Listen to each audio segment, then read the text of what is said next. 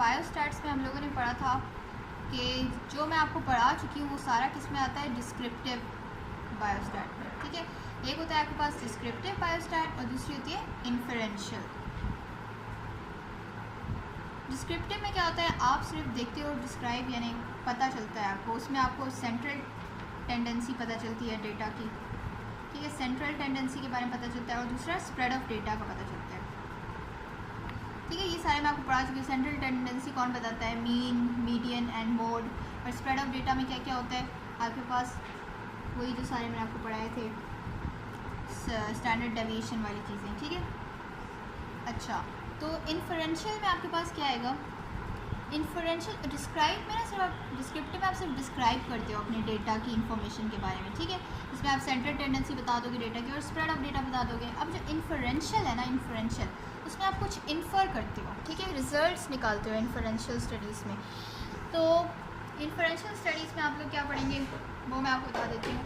वो सारी चीज़ें होती हैं, हाइपोथेसिस बनाते हो पहले आप, ठीक है, फिर आप उसको टेस्ट करते हो सही निकलती है या नहीं, और आपका एक इन्फ्रेंस निकल आता है। ठीक है, तो इन्फरेंशियल स्टडीज़ में आपने ये जो सारा पढ़ना है ना कि हाइपोथेसिस, पहले नल हाइपोथेसिस होती है, फिर ऑल्टरनेट होती है, फिर क्या होता है, फिर क्या होता है। सो इन सारी चीज़ों को याद करने के लिए ना आपको मैं एक स्टोरी बता देती हूँ।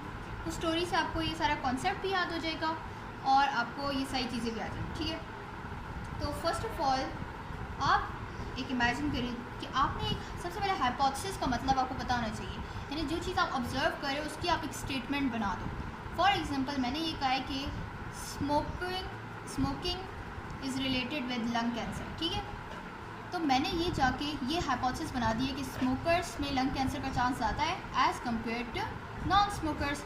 ठीक है, स्मोकर्स में लंग कैंसर ज़्यादा हो रहा है as compare to non smokers, उनमें लंग कैंसर कम हो रहा है, नहीं हो रहा। ठीक है, अब ये मैंने क्या बताया है, एक क्या बना दिया, हाइपोथेसिस बना दिया कि there is a difference between smokers and non smokers in developing the lung cancer. ठीक है, with respect to developing lung cancer. तो ये हाइपोथेसिस होती है मेरी। ठीक है, जो रिसर्चर कर रहा होता है इस रिसर्च और ये सारी स्टडीज़ कर रहा होता है, डेटा कलेक्ट करके और इन्फरेंशियल स्टडीज़ कर रहा होता है, उसने पहले क्या करता है, वो एक डिफरेंस नोटिस करता है, ऑब्जर्व करता है और फिर उसकी एक हाइपोथेसिस बना देता है।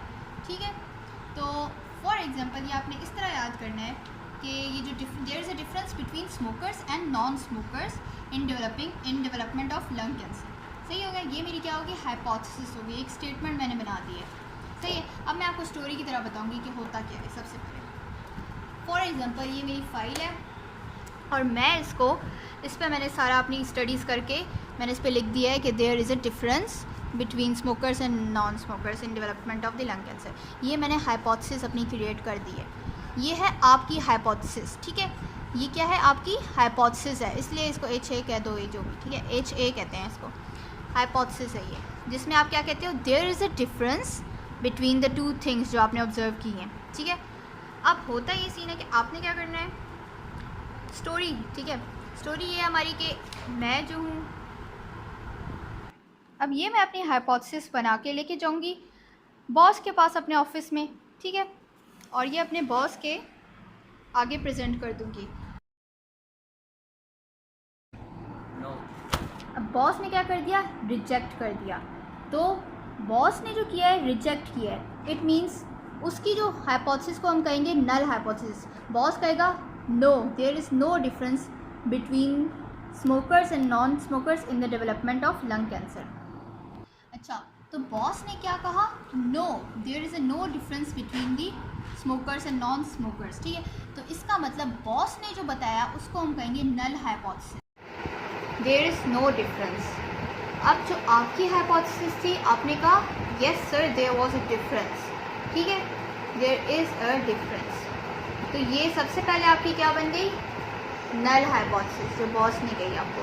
फिर आपने उसको प्रूव करने की बड़ी कोशिश की कि सर ये डिफरेंस होता है, there is a difference between smokers and non smokers in development of lung cancer. तो ये कौन सी होगी, ये आपकी हाइपोथेसिस हो गई, या इसको आप कहेंगे ऑल्टरनेट हाइपोथेसिस, जिसमें देयर एग्जिस्ट्स अ डिफरेंस। ठीक है, अब ये तो आप करके अब आप क्या करोगे, आप सर को प्रूव करते जाओगे, करते रहोगे। अब आप क्या लगाओगे, टेस्ट ऑफ सिग्निफिकेंस लगा के उनको प्रूव करोगे। टेस्ट ऑफ सिग्निफिकेंस कुछ होते हैं, मैं इनके बारे में आपको बाद में बताऊंगी। ये आप सारे लगाओगे और आप उनको प्रूव करने की कोशिश करोगे, ठीक है।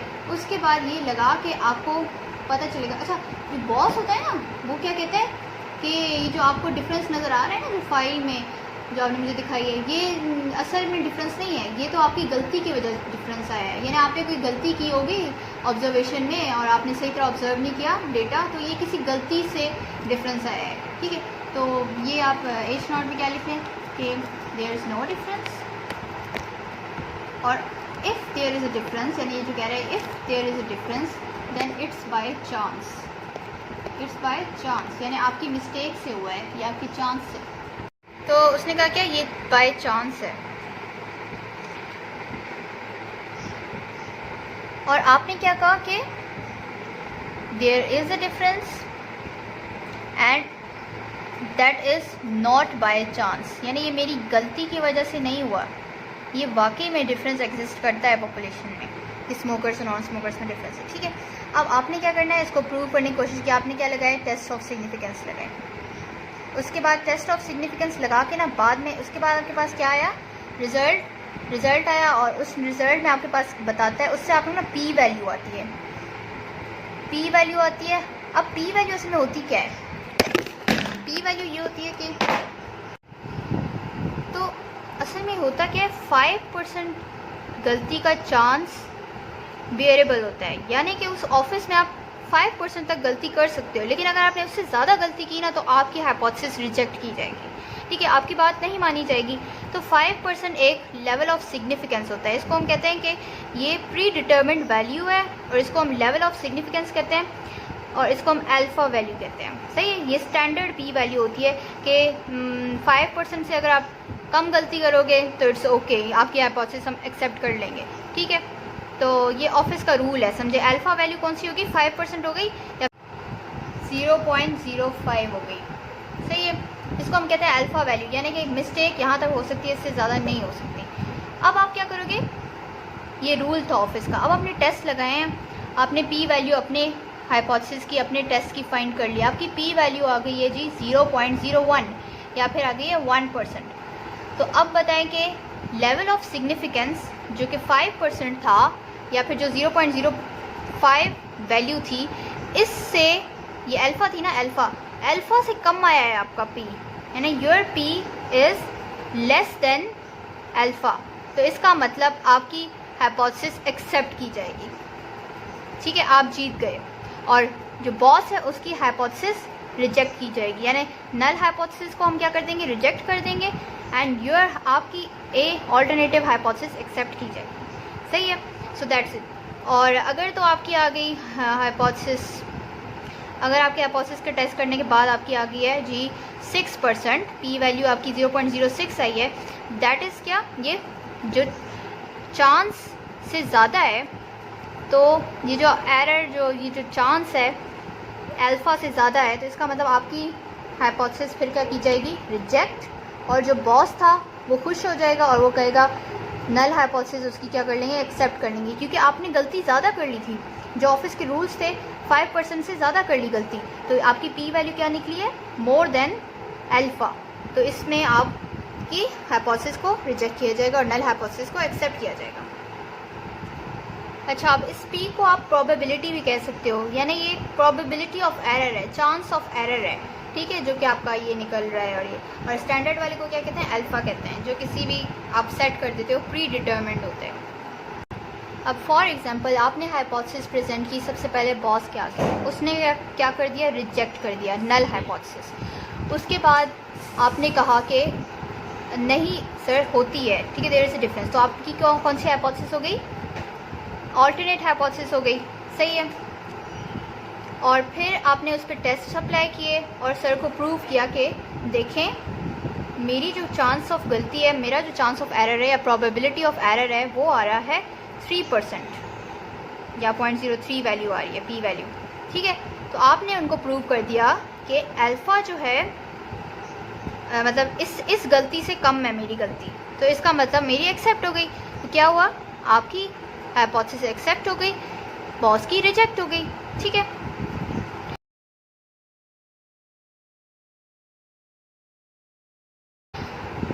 ये जो सारा चल रहा है माजरा, इसके पीछे जो आपने बॉस को प्रूव करवा दिया, अपनी हाइपोथेसिस प्रूव करवा दी, ठीक है, लेकिन अल्लाह जानता है, इस सब के पीछे अल्लाह जानता है कि कौन सी सही है, ये वाली सही है, आप सही हो, या बॉस सही है।